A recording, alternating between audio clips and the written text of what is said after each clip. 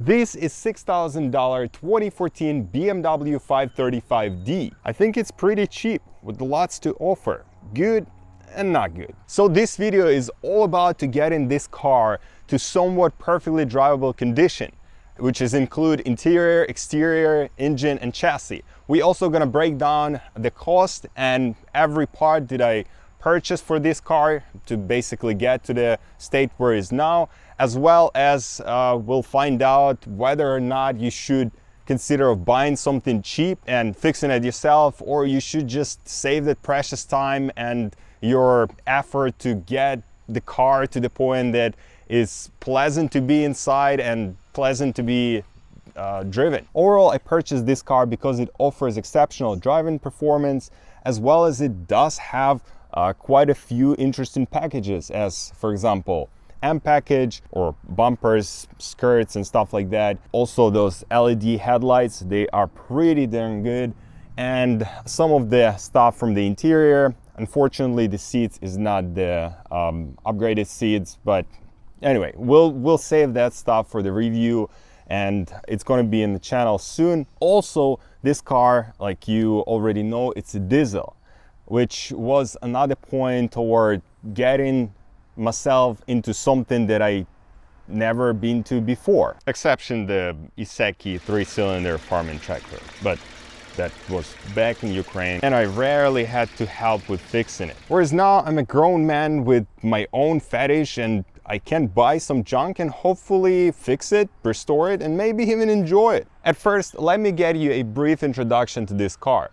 I found that on the Facebook Marketplace, which is the car was listed for $8,000. After texting a little bit with the seller, we ends up negotiating the price to the $7,000. After that, I ends up going there and basically test driving the car, which I find out that is not that perfect. Interior had quite a few things, which is I was expecting. Problems like flaking paint all over the place, sticky handles, peeling leather on the steering wheel, dirt and grime all over the place. The exterior was in a similar state. You'll see more details in the restoration section. Despite the interior and exterior wasn't in the great condition, I thought I can handle that.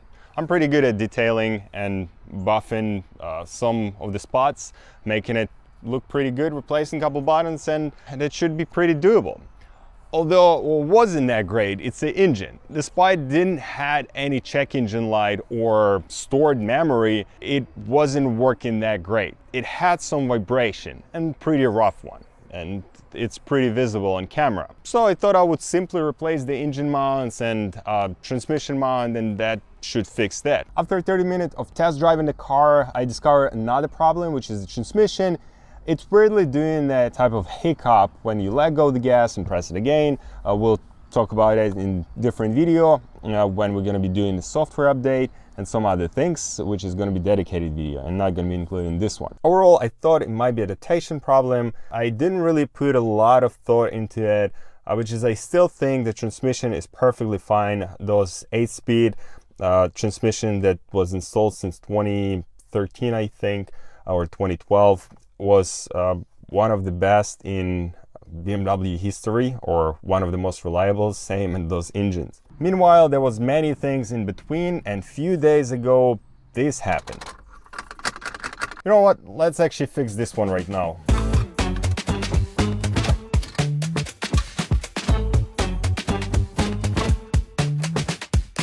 At the end, I ends up getting the car for roughly $6,000, and that's where my 40 hours of labor comes to play. The first order of business was figure out why the engine is vibrating, and there's no brainer. Engine mounts, right? So I order one from Corteco, and here you go.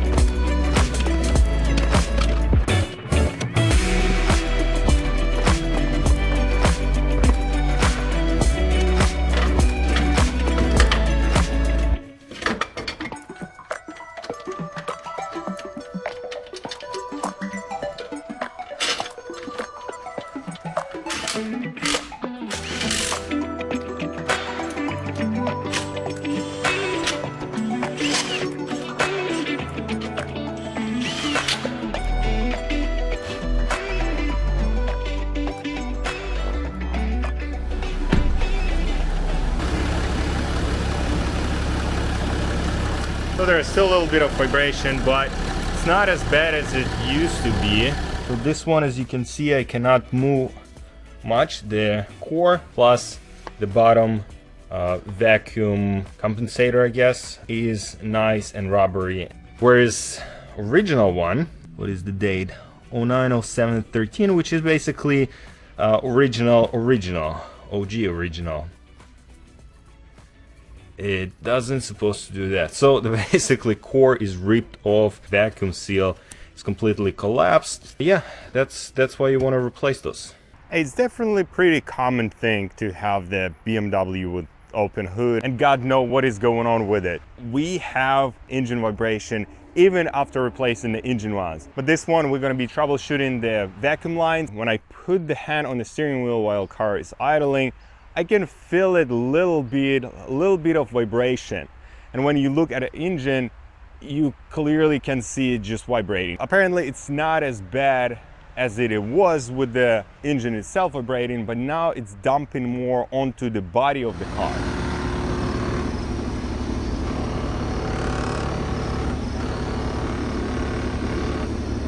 And apparently we're having even more vibration on the steering wheel, on the panels. You have some rumbling sound of the plastic and squeaking. It's a madness.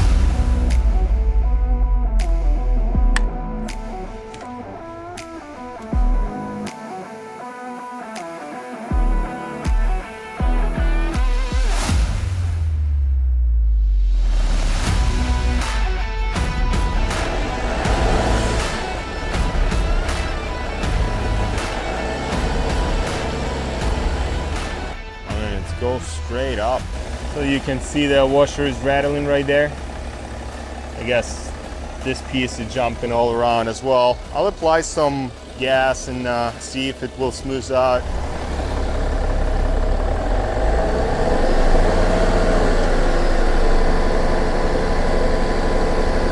From what I saw, it basically works perfectly nice when you add a little bit of gas and or acceleration, which is what I do with that, I have no idea.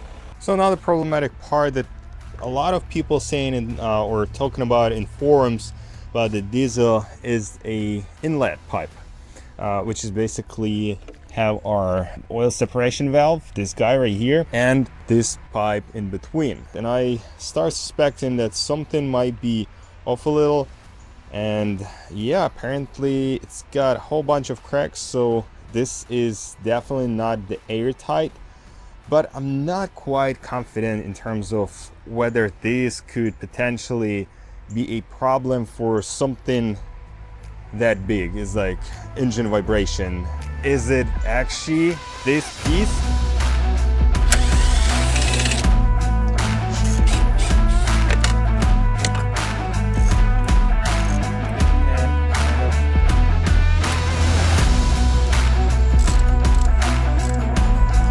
Okay, this is our E10. Hopefully we have, yep, easy. So yeah, this line connecting directly onto the turbo. Oh no. Nope, I think it's sealed. Nothing broken here yet.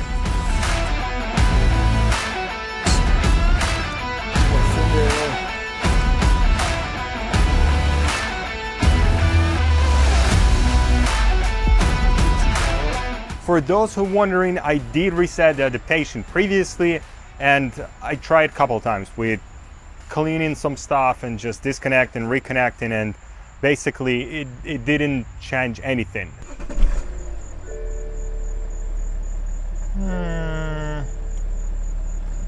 I don't even know what to say. As you can see, it still vibrates, and the same visible way it does vibrate. So there is no codes, there is no anything. It just right here. I don't know. The next step is going to be replacing the transmission mount, which is, in my opinion, the last part that I can do before I don't know what to do next.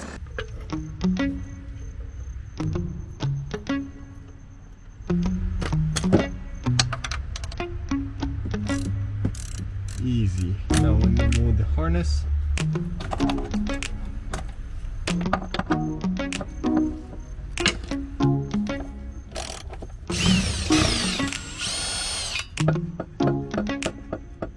So it's got to be twisted and push it out.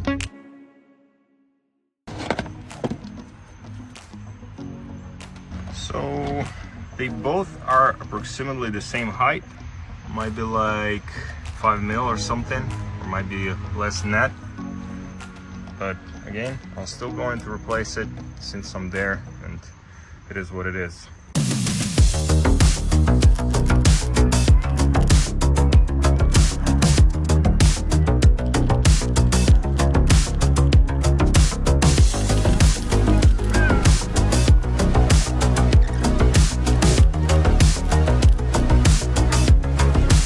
We got some progress here, but overall I can still feel a bit of vibration. Definitely not as bad as it was, but it's still here. So instead I decided on going for something more obvious and something that prevented me from driving this car. Initially I thought that I wanted to do a step-by-step detailing, but since I don't have a garage, I had to do what I had to do. Car is pretty filthy overall, little bit odor from the AC vents, sticky and gooey door handles, peeled paint on the bottom, start-stop button looks like do not press unless something going to go wrong, lots of animal hair or whatever it is, and this. On the outside we have a similar story, bunch of scratches and swirls, black rims, which I really don't like it, but still deciding on what I want to do with it. And another one is the loose piece of plastic that inside of the lens, that never meant to be open and repaired based off BMW repair manual. Those headlights nice, but they can't be simply repaired. Or even worse, the headlight bulb is not replaceable, and it only can be removed if the front lens element is removed. Welcome to luxury world of BMW.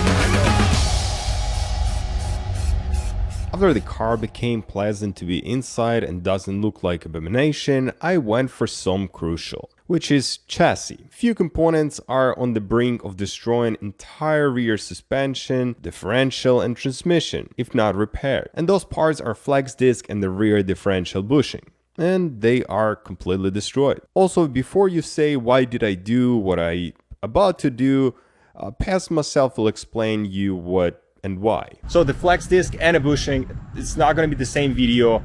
I want to break it out in two, or basically that's going to be two separate videos. Although the purpose of this is basically to see what is going on with each of the part.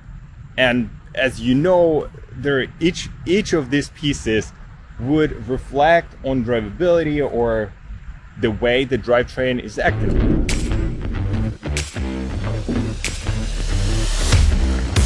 Today we're going to be replacing a flex disc.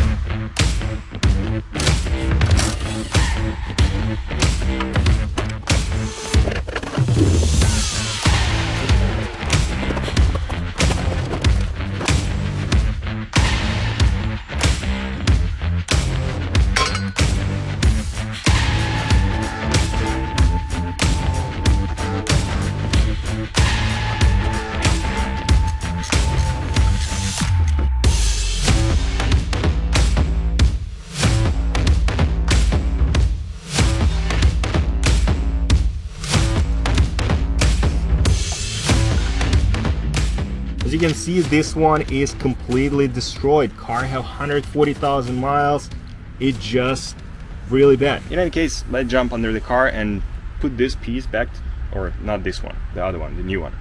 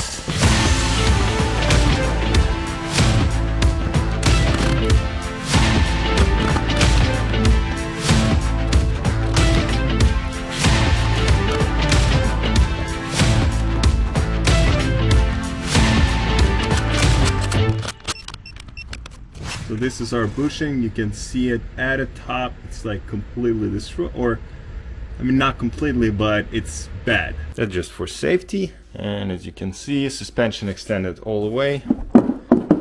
Wheels are in the air. I locked the brakes. I got the shoes at the front of the car, so presumably car wouldn't roll. And if I shake it, it stays pretty sturdy. So hopefully that's going to be enough to not crash me. As for what we're going to be doing, you probably know already.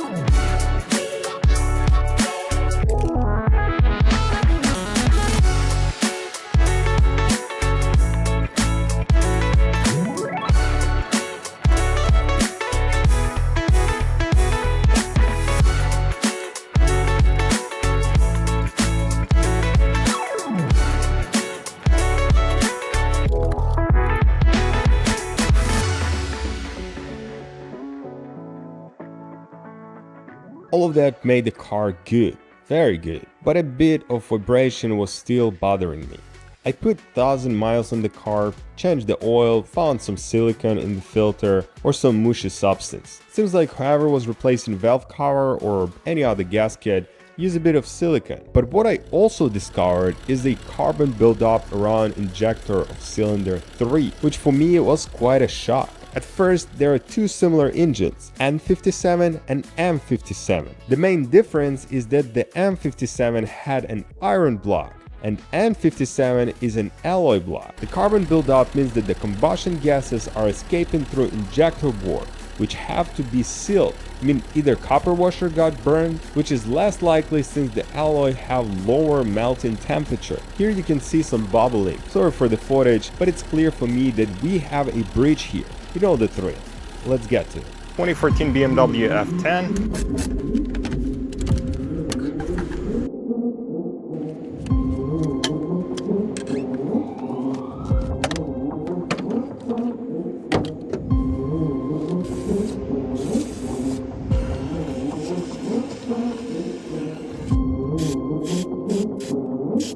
So there are two cylinders are kind of greasy, number 2 and number 3.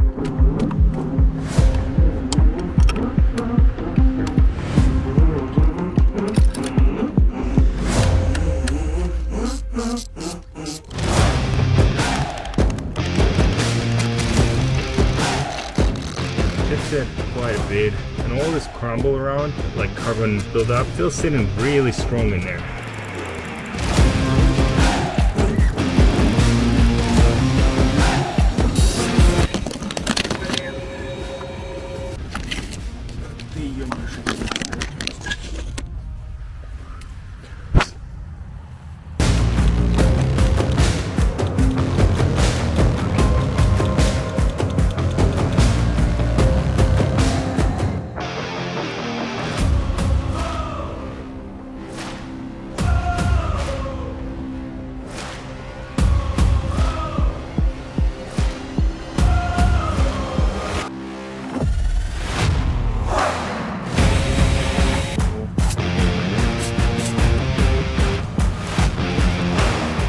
Looks very nice.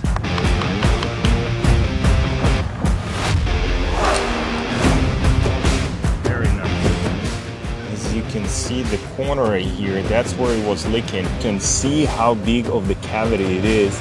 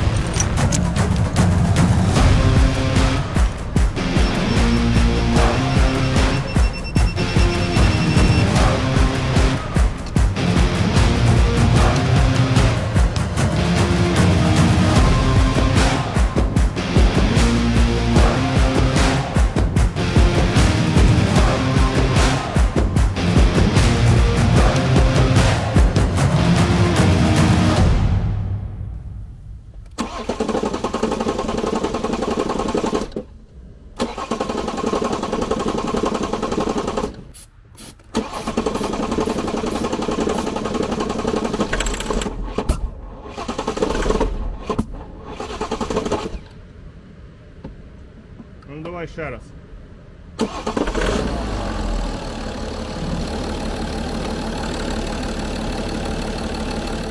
At this point, it feels much better, much smoother. I don't feel that much of a shaking on the steering wheel, but visually, that washer that was vibrating very at the start of the video is still doing that. What I did discover throughout the research that a lot of people who have the BMW, especially the European channels, whenever they have recording of their engine, it actually doing the similar thing.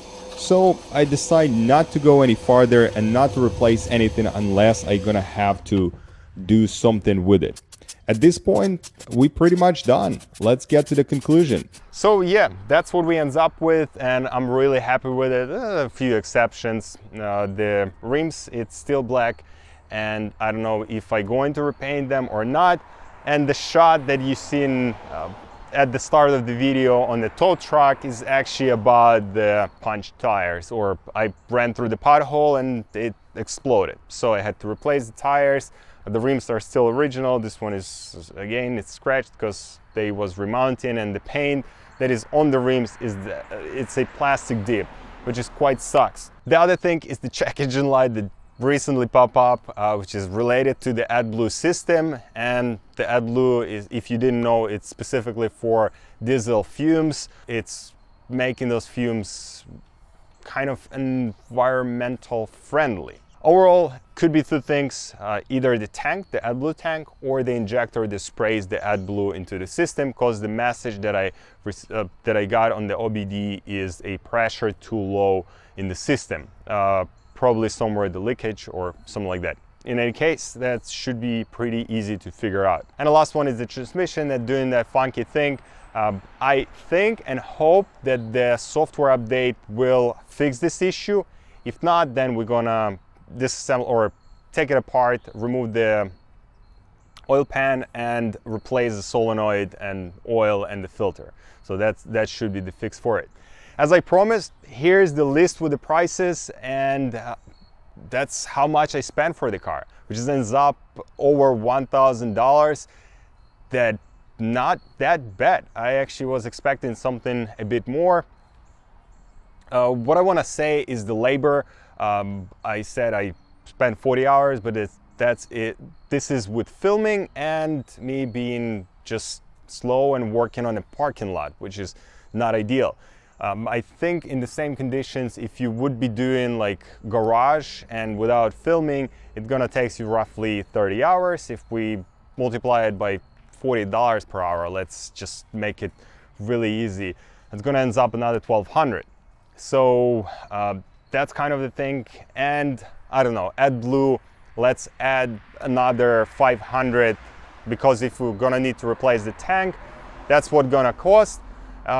And that's get us to 8,700 if I'm not mistaken, which is still not that bad. $9,000, I mean, you probably, if you're gonna sell the car, you can end up with $1,000 to $2,000 in profit, which is, I think, pretty good. So does it make any sense to buy a used cheap BMW and fix it yourself? Depends on from where your hands are growing off and how much time you can spare on it. Plus, you gotta be pretty sure that you're gonna be able to fix it. I still gonna say this type of cars are more for the hobbyists and for people who really kind of enjoying of working on the cars, or people who are doing the DIYs, and I don't know for who else. Basically, for rest or for majority of the people, this is kind of a junk on wheels, because as daily driver, like buying a used BMW is probably the worst thing that you can do it to yourself and to your wallet. In that case, just add a little bit of money and spend more right from the start to pay less farther down the road, which is my personal opinion. And if you want to have a daily driver, this is definitely not going to be a good project for if you think you're going to save tons of money. You're not going to save a lot. You're going to spend a lot of your time, and you're going to end up with a little bit of profiting, but I don't think it's worth the time you're going to be into this stuff. You know, this car have a great engine, probably best in class, N57, which is one of the most reliables based off reviews and apparently for BMW, if we speaking about that. Transmission also one of the best transmissions, and so on and so on. But with that, I still had a lot of frustration and a lot of problems, and I still have in that. Again, buying a car with both those things working just fine and might be fixing up some of the stuff inside of the car or exterior wise, this makes more sense for me than working with the engine and transmission, which turns out to be a nightmare. Sometimes in the near future, I'm going to be doing a review on this car. There's still quite a few things that I wanted to notch it, and that's where I'm going to start working on the review. And eventually we're going to sell the car. We'll see how much money we can make or lose, which is, I think, should be pretty interesting. Whereas, like I said, I'm planning to get this car to the point of being almost 100% without any mechanical issues and without anything that bothers me right now. With that, I hope you guys did enjoy the video, and if so, make sure to put the thumbs up button there, subscribe for future content and some more videos on the 5 Series diesel. Like I said, it's my first impression of the diesel engine, and I never had one before. In any case, I think they coming for us, so I need to start the car and get going. Hopefully it will start. See you in the next one.